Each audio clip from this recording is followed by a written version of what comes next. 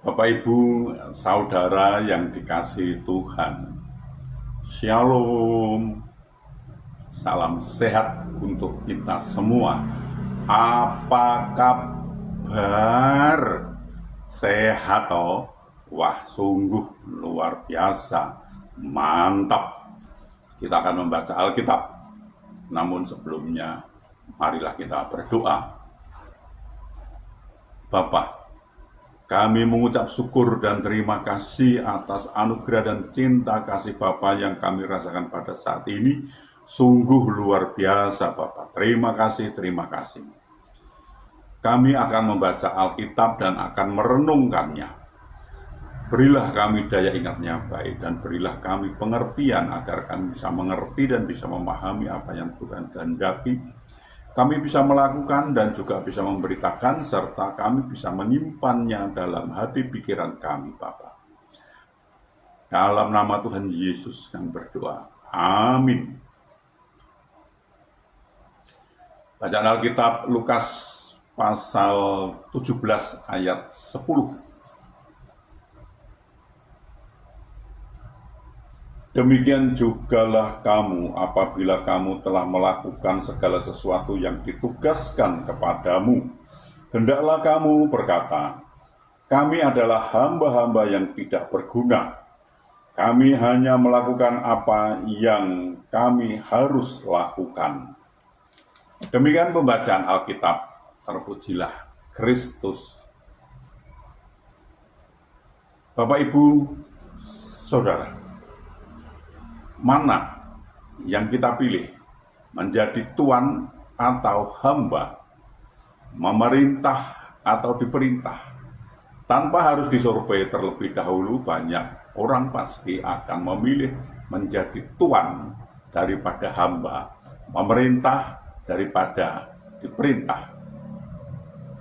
Karena menjadi tuan atas atau bos berarti mempunyai wewenang dan kuasa untuk memerintah, serta dihormati oleh bawahan. Namun tidak mudah bagi seseorang yang menempati posisi di atas dan terhormat, atau mau merendahkan diri dan berbaur dengan mereka yang ada di bawahnya. Orang-orang Farisi dan ahli Taurat yang mengerti betul firman Tuhan lebih menunjukkan sikapnya sebagai tuan daripada seorang hamba Tuhan. Mereka suka sekali mendapatkan pujian dan penghormatan dari sesamanya. Ada tertulis, mereka suka duduk di tempat terhormat dalam perjamuan dan di tempat terdepan di rumah ibadat. Mereka suka menerima penghormatan di pasar dan suka dipanggil rabi. Matius 23 ayat 6-7. Bukan hanya itu, mereka juga memandang rendah orang-orang berdosa. Sementara menjadi hamba berarti harus siap untuk diperintah, serta melayani dimanapun dan kapanpun tanpa punya hak untuk membantah atau mengelak. Jarang sekali orang mau menjadi hamba bagi orang lain, tetapi inilah yang dilakukan oleh Yesus. Sesungguhnya dia punya hak penuh untuk memerintah dan dilayani karena dialah Raja di atas segala raja dan Tuhan di atas segala tuan.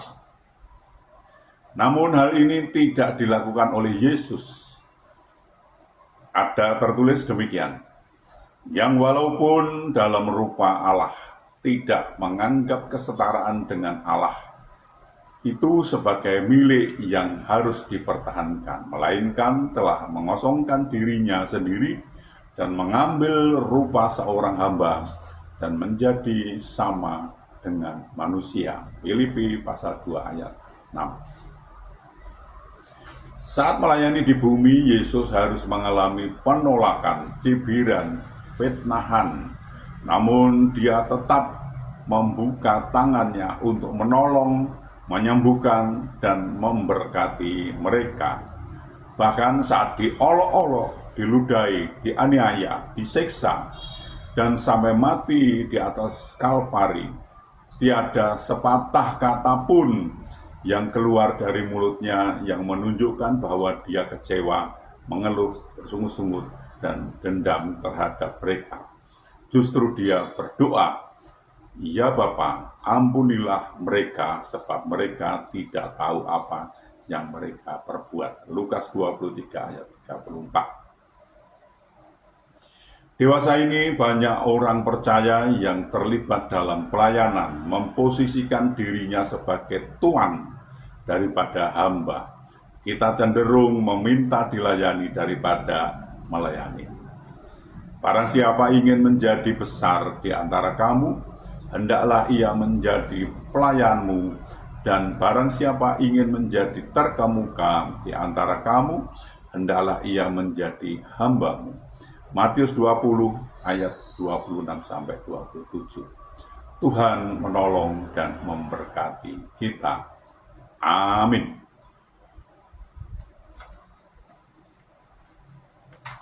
Mari kita berdoa. Bapa, kami mengucap syukur dan terima kasih atas kesempatan yang Tuhan berikan kepada kami untuk belajar tentang firman Tuhan. Bapa, berilah kami daya ingat yang baik dan berilah kami pengertian agar kami bisa mengerti dan bisa memahami apa yang Tuhan kehendaki. Kami bisa menyimpan dalam hati pikiran dan kami bisa melakukannya, Bapa, dan juga bisa memberitakannya. Bapa, kami juga berdoa untuk saudara-saudara kami, sahabat-sahabat kami yang saat ini sedang sakit, sedang ada kelemahan tubuhnya, mereka tidak bisa berbuat banyak karena sakit. Kami mohon belas kasih Bapa, tolonglah Bapa, sembuhkan mereka, pulihkan mereka sehingga mereka bisa beraktivitas kembali dan menolong dan memberkatinya. Bapa, kami juga berdoa untuk saudara kami, sahabat-sahabat kami yang saat ini belum bisa memenuhi kebutuhan keluarganya dengan baik. Mereka ada kesulitan masalah keuangan keluarganya, mereka tidak punya Bapa. Mereka sudah mencari dan mencari dan mencari, namun sepertinya mengalami jalan buntu mereka ini. Bapa, kami mohon belas kasih Bapa, tolonglah Bapa, bukakan jalan bagi mereka sehingga mereka mencari, mendapatkan, bisa berusaha, bisa bekerja, dan bisa memenuhi kebutuhan keluarganya dengan baik. Bahkan mereka bisa berkelimpahan dan juga bisa menjadi saluran berkat untuk orang lain. Bapak, kami juga berdoa untuk saudara-saudara kami, sahabat-sahabat kami, anak-anak kami yang saat ini sudah waktunya untuk berumah tangga, berkeluarga, namun mereka belum mendapatkan pasangan hidup yang seiman dengan mereka. Mereka sepertinya kesulitan untuk mendapatkan pasangan hidup yang seiman dengan mereka.